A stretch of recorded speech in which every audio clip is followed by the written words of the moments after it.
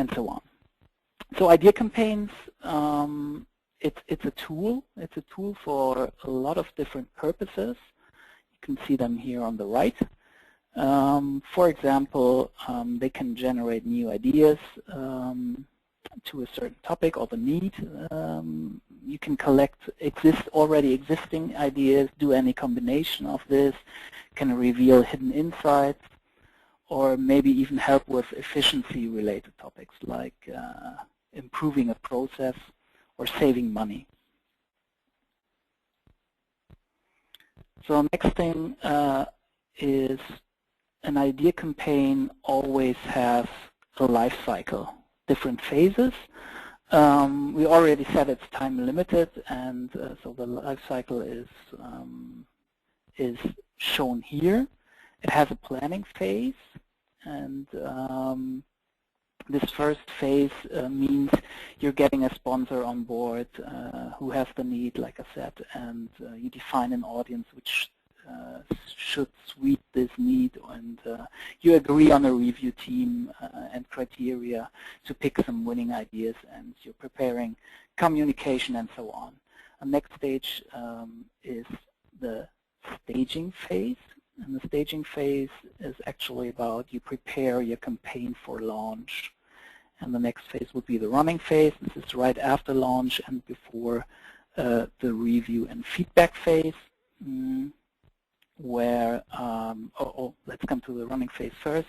The audience has been invited here to share the ideas. The content is coming in, comments are coming in, votes are coming in. So this is where the action takes place. Before we step into the review and feedback phase, where the review team usually takes a look at all the content that has that came into the idea campaign, and picks out the best ones, and also gives feedback to every idea, or to every submission in the best case. But we come to that later.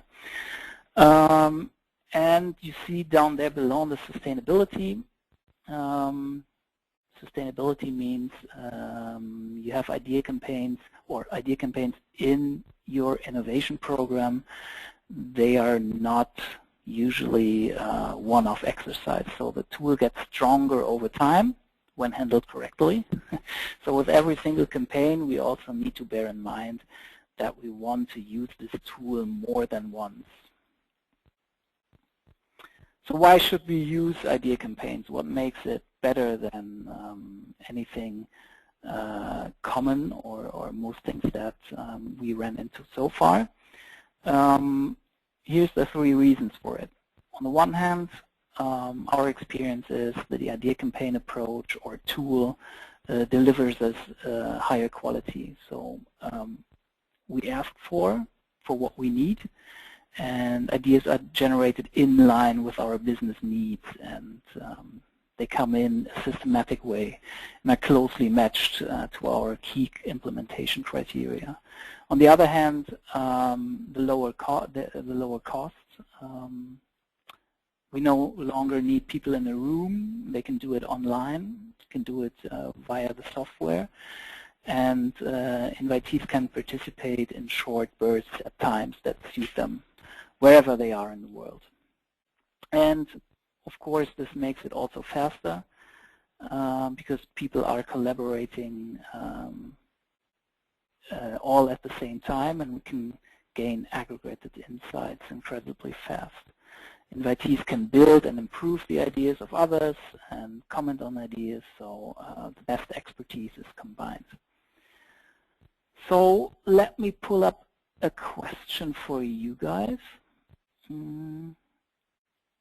The question is, how familiar are you with the campaign approach?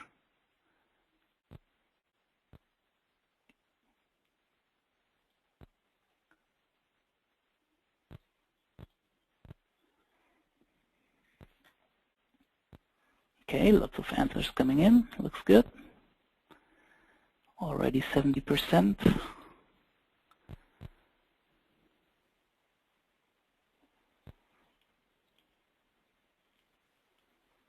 Okay, almost 80.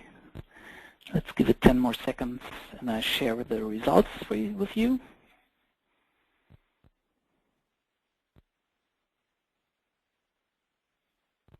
Okay. Looks like 80% participated. Great. So, and this is what we see.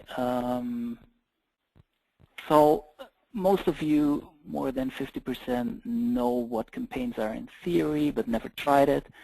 And the next level, well, the 30% would say, well, you took the first practical steps, perfect. And some of you didn't hear or heard of it, but they don't really know what it is, and we have some experts in the room as well. Perfect.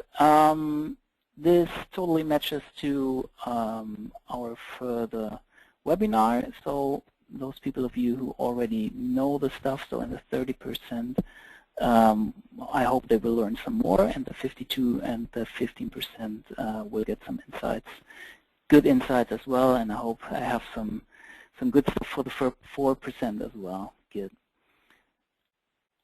So let's go on from here. 10 factors. Some of you, I guess, heard these 10 factors. So this is a quick overview of consolidated experiences we have or we received in the last couple of years. It's not just our opinion, and we go quickly through them. This is just an overview. These 10 factors are spread across the phases of any idea campaign, the phases we just went through. Like here we see the planning phase. We just walk really quickly through that and then have a detailed look right afterwards. So first of it would be get a sponsor on board. We already saw that. Write a good question. What is a good question? We see that in a minute. We tell the audience what behaviors we need. This is all in the planning phase. The staging phase is we want to give some good examples. Again, what that means, we come to that. We get the sponsor involved, active participation of the sponsor. We ask people to help others, build up on ideas with comments, with votes. And of course, we give a deadline and offer reminders. This is communication and the time aspect. And in the review and feedback phase, of course, we ask experts to review the content, and feedback is given to everyone. 10 factors, because this one is right here on the right. Save all ideas for the future. We don't delete any ideas, and because we can use them and it builds belief and so on. So we take a look into all these factors right now.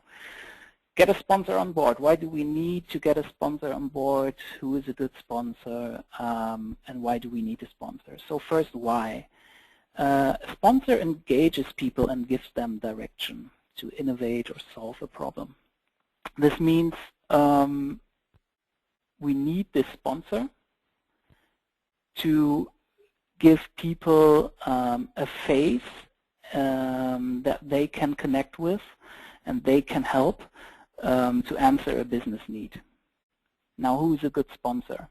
A sponsor is a good sponsor when he is well known across a diverse audience, and he has a history as implementer. So he's known for his success in implementing things.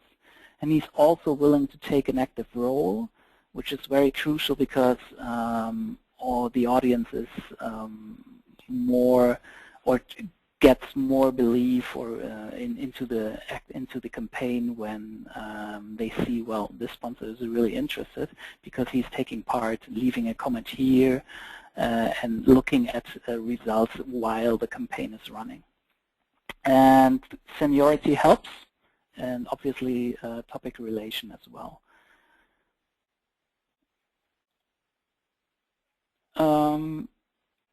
So what does a sponsor do? He should ask for what he's looking for, and what will happen next and why it happens next. it will be explained with the next factor again. So writing a good question, this means we're talking about a sponsor need. Make it personal, like this, for example. I'm looking for ideas. People like to help others if it's personal. Let me give you an example.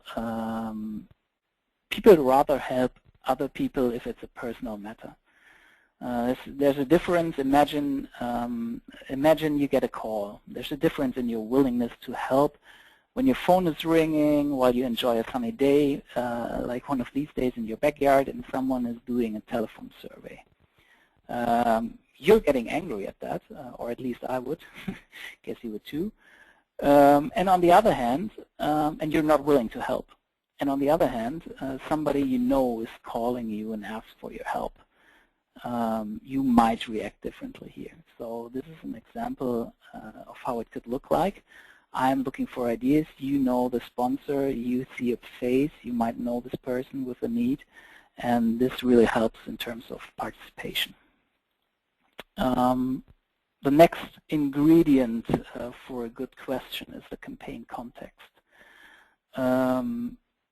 It's just you address your question to a diverse audience, and if you put your question into context, this means you can engage your whole audience. You just say why you're asking this now. This is another example here. You may be aware we have a quality issue with this product which is costing us, and so on. And then comes the need. Another ingredient is the desired behavior. So the wished behavior drives collaboration. If you ask people to help each other, they more will do so. If you forget this in your question, we made the experience that it works less. Review criteria. In the question, you should always tell people against what their ideas or comments are being measured. Review criteria can only be or should be stated on a high level. Just like I said before, these review criteria, if they are too concrete, it's too early to tell on different ideas at a certain maturity level or immature level, how you can measure them. But in the end, if you tell them against what they're being measured, this will really help steer your content towards quality. And of course, in terms of building confidence in the process and give some practical information, you should tell the audience what you will do next. So here's the 5 ingredients for writing a good question. And the next point would be tell the audience what behaviors you need. We already have this in the question, ask for wished behaviors, and it's important to tell that. So we have what we see is 3 main behaviors. On the one hand, it's submitting ideas, of course, and on the other one, we have scoring or voting on ideas and commenting. So different campaigns, different topics, different questions might require different behaviors from your audience. For example, if you're looking for new ideas, submissions and building comments will be most important. But on the other hand, if you're looking to make a decision, for example, scoring and voting may be more important for you. So it really depends on the question what behaviors you want to, you might want to ask from the audience. Give some good examples. Ask your close network to submit content before you launch. It's like going to a party and nobody's there. You don't want to enter the room because nobody's there. But if there's some people in there, you probably go in there as well. So you seed some content before the campaign actually is started or launched to the wider audience. just for this only reason I just told you. And the other one is you would always, if you put seed ideas into the campaign, you would always give the people a direction of how high they have to jump. So don't put seed content in there which for example has ideas in there very, very high level or very low level. Just put some which high level would scare people off. Low level is oh, okay, I just need to put in some rubbish here. So just put 4 or 5 middle ranking concepts that could be improved, and maybe also some comments and votes. That's what I mean with content. It's not just ideas, it's also related comments and votes that build up on the ideas and that show also the people that come at a later stage into the system what behaviors are lived on the platform. Good comments build up on the initial concept, and they also can improve or identify any implementation challenges. So there's a whole different set of possible comments here. Get the sponsor involved. Ensure the sponsor gets involved and participates by commenting, for example, on submitted ideas or asking clarification questions. It's just what we saw is as soon as a sponsor participates, you have a participation boost. And just because of your participation boost and people believe in this approach and people see, oh yeah, this sponsor is standing behind this campaign, he's really interested, he's looking into results that are coming in, people will collaborate more and people will participate more, and this is very good for your quality, for your idea quality in the end. So when the audience members see that a sponsor participates, they're more likely to offer new ideas because they feel, oh yeah, the sponsor is doing something with it, he's already interested right now. And they also, and you also encourage others to share because their belief in the process is strengthened. Ask people to help others. This is offering something new, for example. This could be also enriching ideas. This could be also identifying weak areas. And this could be also making it more practical. So we have a different set of how people can help each other. And again, ask for that, ask for behaviors you want to see. Comments can add value to an idea. They can identify weak points. They can make an idea better, and so on. And those people without initial ideas, like me, for example, I do not have initial ideas. They may not enter the portal if they think it's just an idea box. So knowing that commenting and helping is also a wished behavior that will promote participation. So those people who cannot share an idea for themselves, they might be able to share a comment on an idea or build up on others' ideas. So always include this request in your question. Give a deadline and offer reminders. Deadlines just help drive participation. Usually audience members are very busy, and if you allow them too long to participate, that can mean that they don't participate at all because it's just not as important at the moment. But if you put a deadline behind that, it puts a little more pressure on them.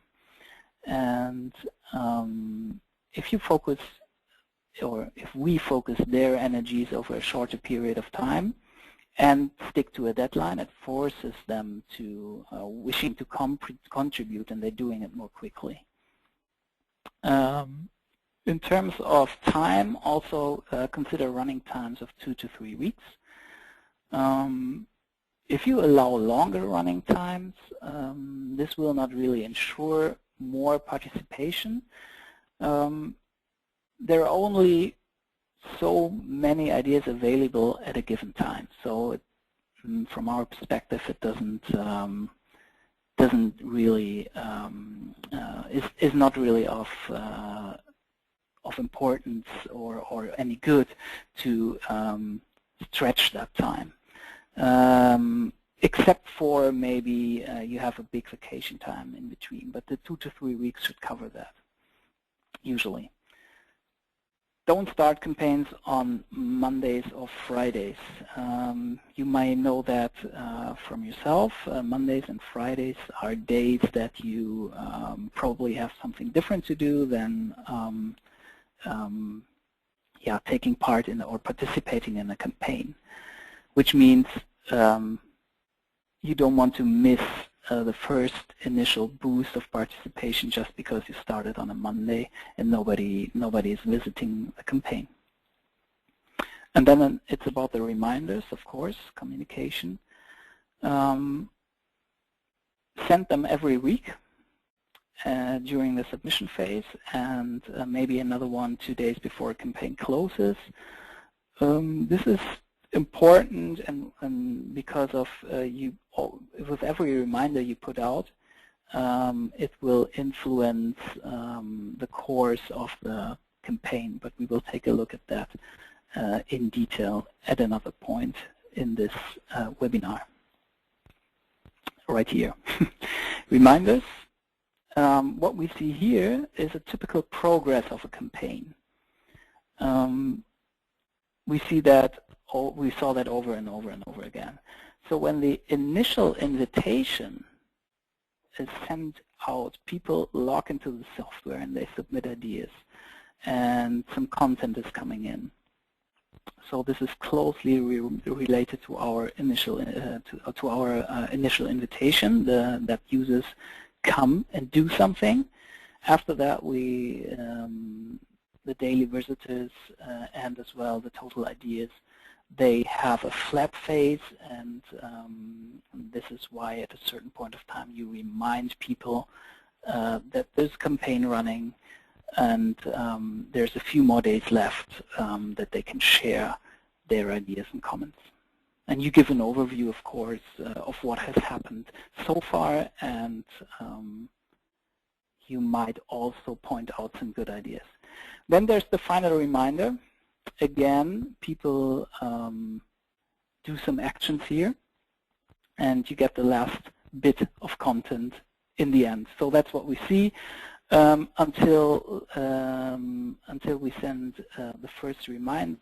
We got around not quite 50% of the content, or maybe 50%, and then the rest of it in the last phase or in the last couple of days. This is very typical, and after that you will also send closing mail where you publish your evaluation results and the next steps, but the campaign is over by that time.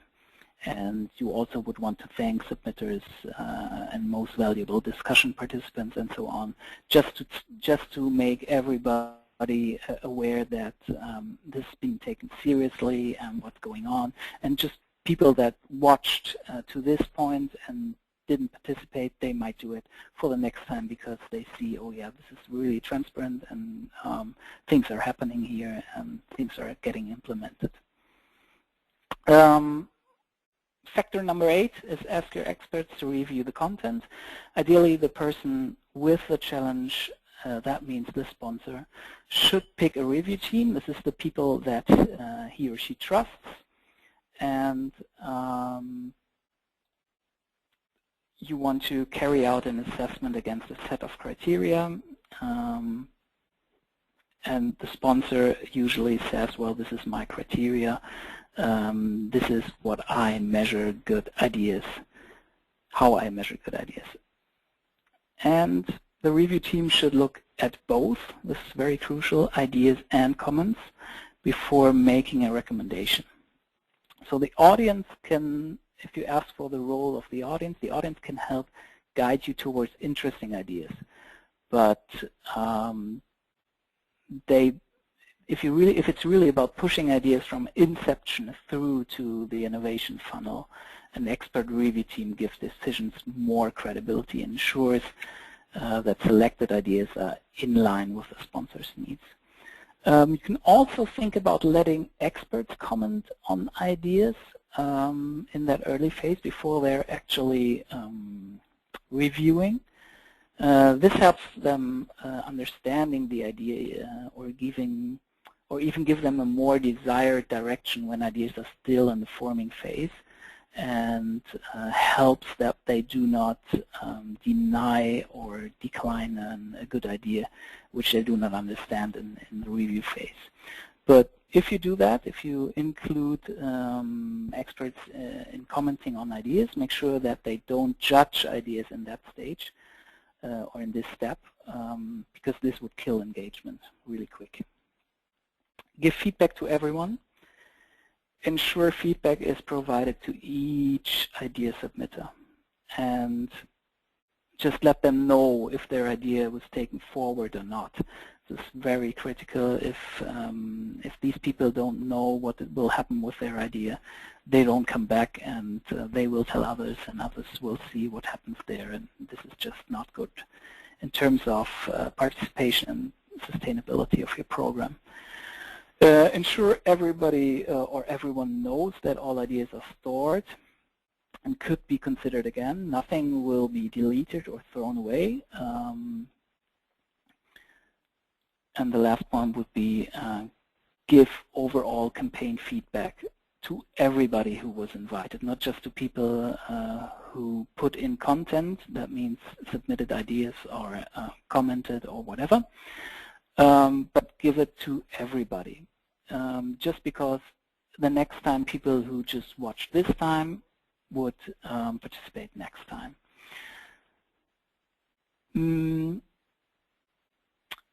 And what you also do is this, you should communicate these successes in the end of the campaign to everybody, to the wide audience. Just not to all the people that you invited, but even to a wider audience, that even people that might be addressed with the next campaign could take part there. So it's pretty normal that not everybody will believe in the new process immediately. So we need to be consistent with our feedback on each campaign and activity. Okay, and then the sustainability part. Save all ideas for the future with comments, of course. Why do we do that? It could be a starting point for finding seed ideas for the next campaign. It could also be that you want to consider a new campaign that focuses just on improving ideas, because maybe in your first campaign ideas weren't mature enough to be implemented, and then you drive another campaign or go for another campaign just focusing on improving these ideas. And of course, if you have the resources to review all ideas on an annual basis, you should do that. It's great if you can do this desk research. And of course, people can search the idea database for ideas that may be of interest for their needs. So everything what is there can be considered again. Good. So now let's go to the 3 common pitfalls. But just shortly before that, I want to share you ask you my second poll question.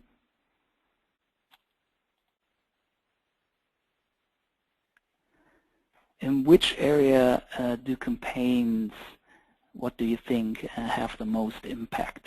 We saw it's a tool for different purposes, and I just want to check because we have some experienced listeners today.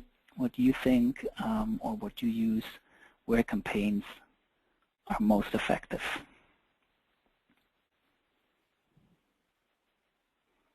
Okay, 60% voting up to here, 70.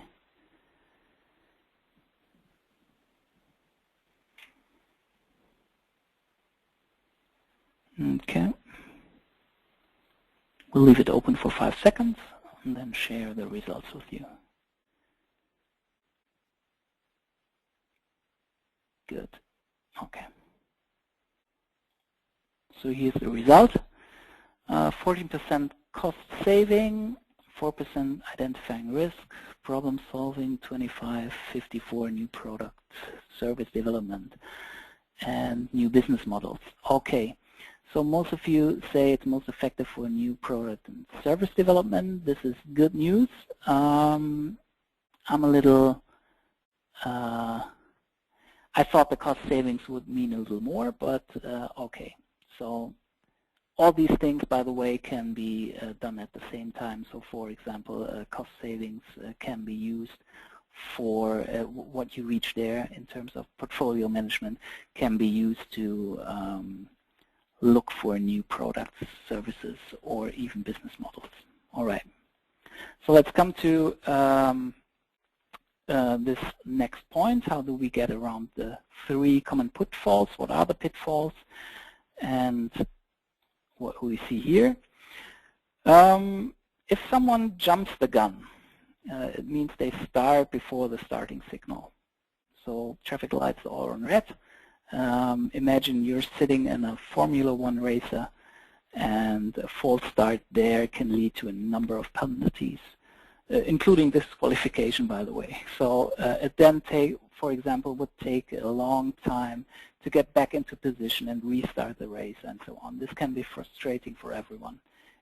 For you as the driver, for the audience, everybody is frustrated when a false start's happening. And we see that, or we saw that quite often on a regular basis, that people that go or need or use campaigns, they have a lot of pressure, and they always state, we need to get started right away. We need to show results. There's no time for preparation. And this is a hard topic. So in the end, if you jump the gun, a huge effort needs to be taken to regain this lost time during the runtime. Another example, a very detailed example, would be to jump the gun. Would be sponsor sends the invite before the campaign is technically live. So the alignment with the sponsor was not that good and not that prepared. And you can imagine if the sponsor sends out the invite to the audience, well, please visit my campaign, this is my question, and so on. People like to click that link, and the campaign is just not there. It's very frustrating, and people might never come back again. Okay, so you need a lot of preparation. What can you do? There's a solution for that. It's called the readiness check. These are the 5 areas for the readiness check.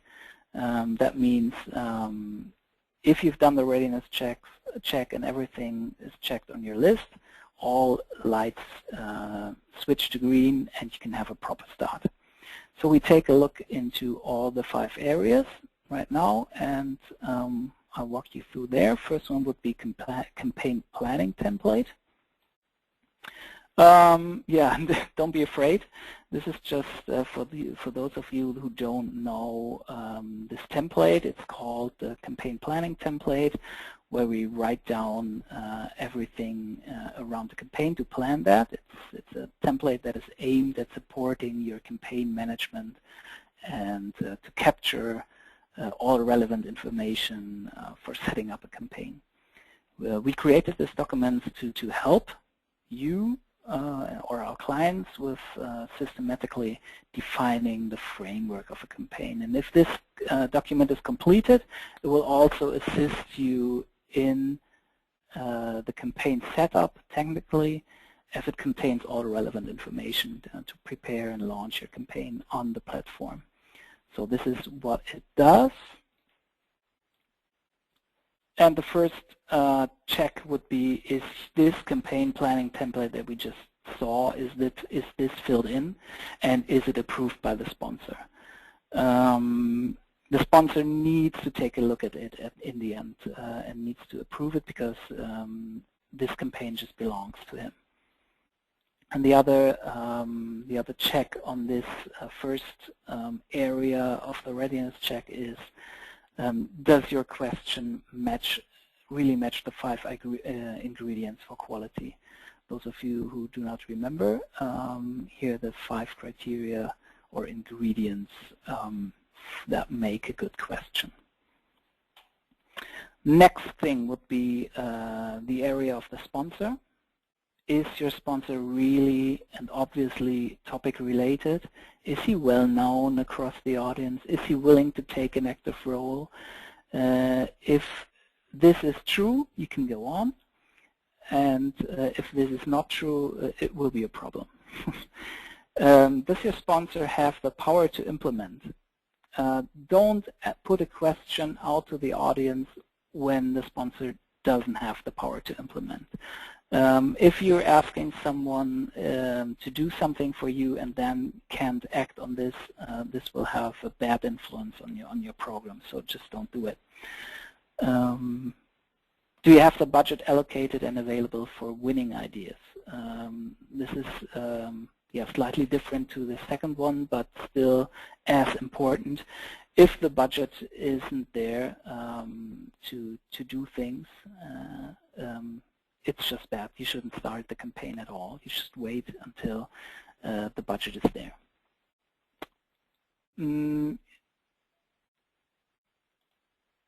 Then the next one, the audience area. Is your question understandable to the diverse audience? This is a tricky one because when you ask a diverse audience, everybody interprets your question a slightly different way. So you need to check if the question is understood by a diverse audience. You really need to check. Are you sure? Are you really sure? This is really crucial. If not, you get content that is maybe off topic, and it's hard work to steer a running campaign towards the topic or refocus on the topic. Do you have a communication plan in place? Communication, like the invitation we saw, like the reminders or closing mail, it's all sent by the sponsor's account. It's just, again, about the belief in the program and where you place that. An example here,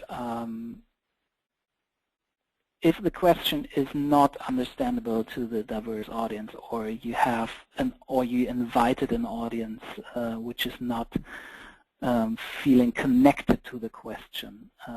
We had a client, for example, that bought another company abroad, and they set up a challenge with their headquarters and this new company they just bought.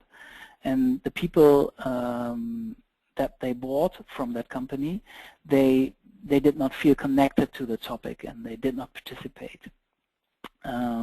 So what we did in the end is we asked them for their own topics, if they have topics on their own, and then we got them by this used to the approach and more tied to the company. Evaluation. Did you define and brief your evaluation team? It's good that you know who will be a member of your evaluation team from the beginning, and to tell them what you expect from them. When you tell your evaluators what you expect from them, sometimes it's about just evaluating ideas, but sometimes it's not enough. So evaluators might need to also sharpen ideas that are, let's say, diamonds in the rough. And you need to tell them what to do. And sometimes it's not just about evaluation. And sometimes it's not good to put just students in there to do that, to fulfill that work.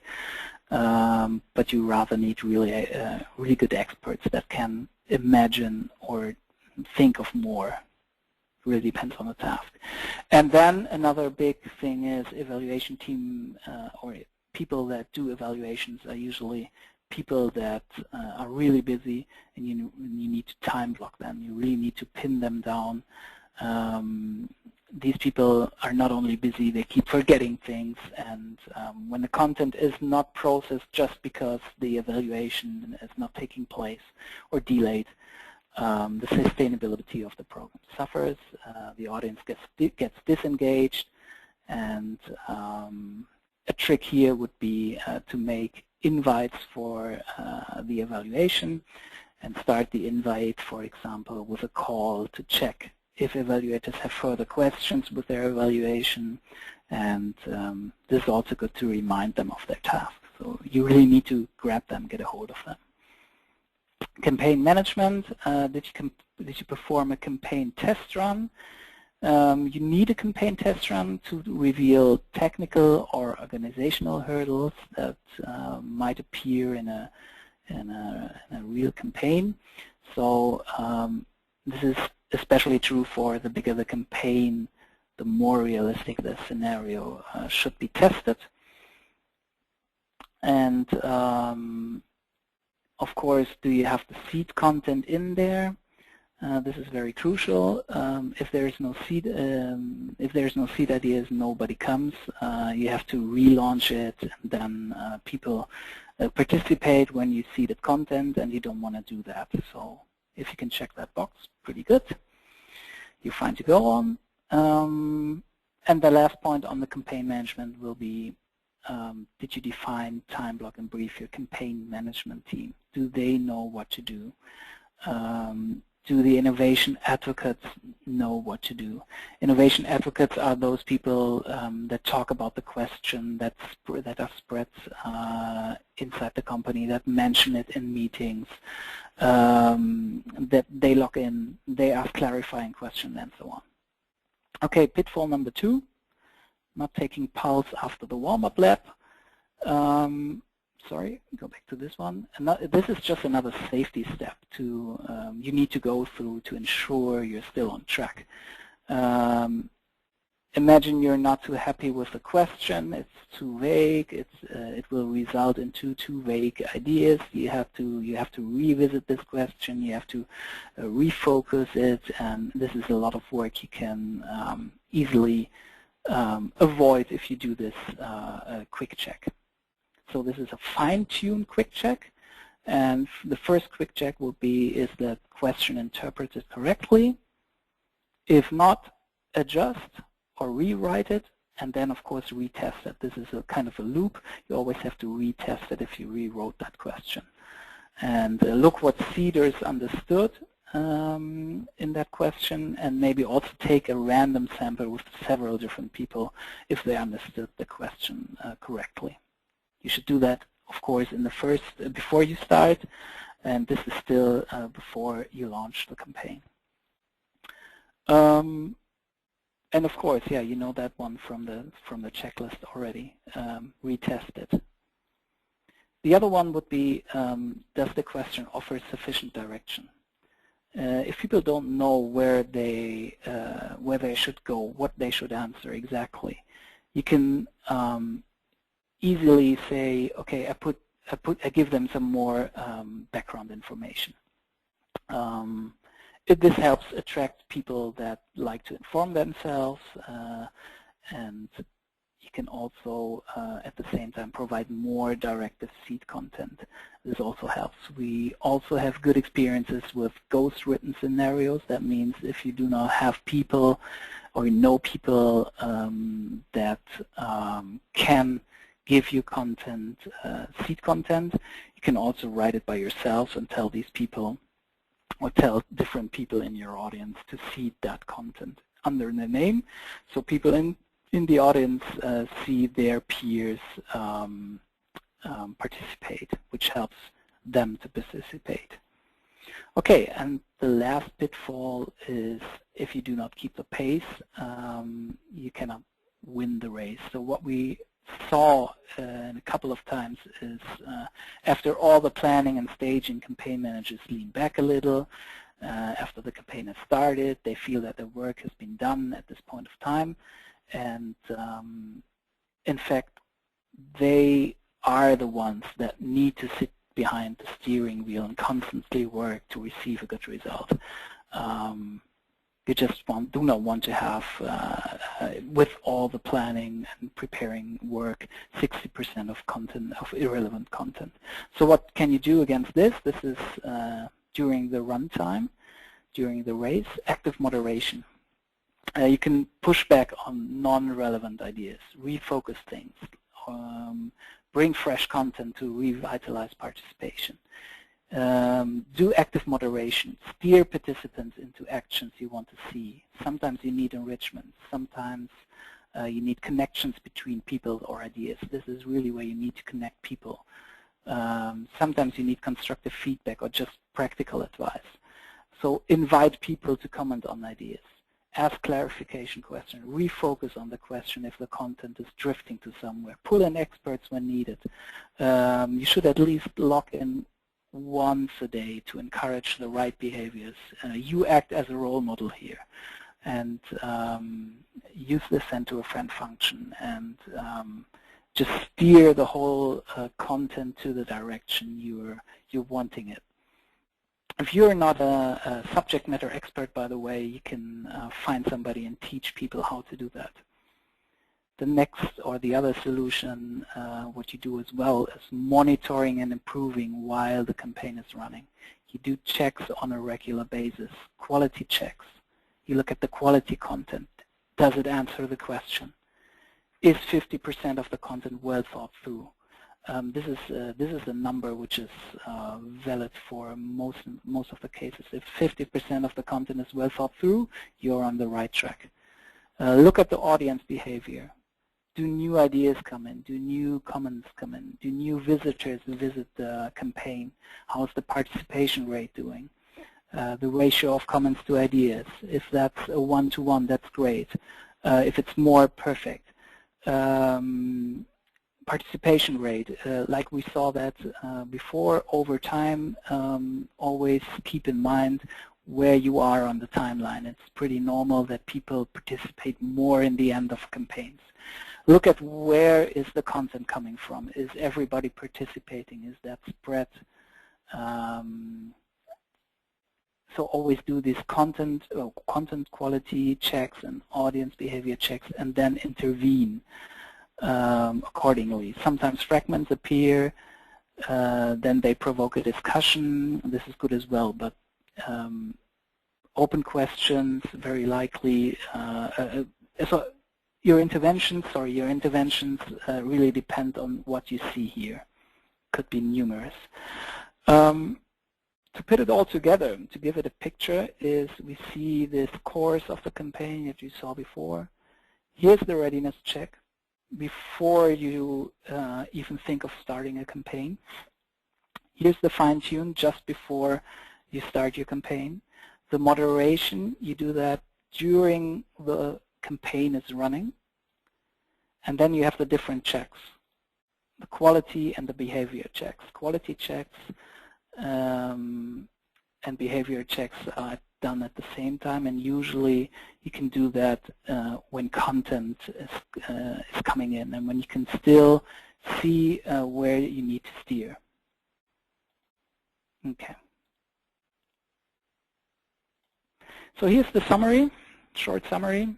Always revisit the 10 success factors before you start a campaign, and then do not forget to go through the readiness check before you launch. Do a fine-tune during the staging phase, and moderate and conduct checks to improve quality in the running phase. Every single time, and also every single time before you launch a campaign. Okay, that's it for today. Now it's time for questions.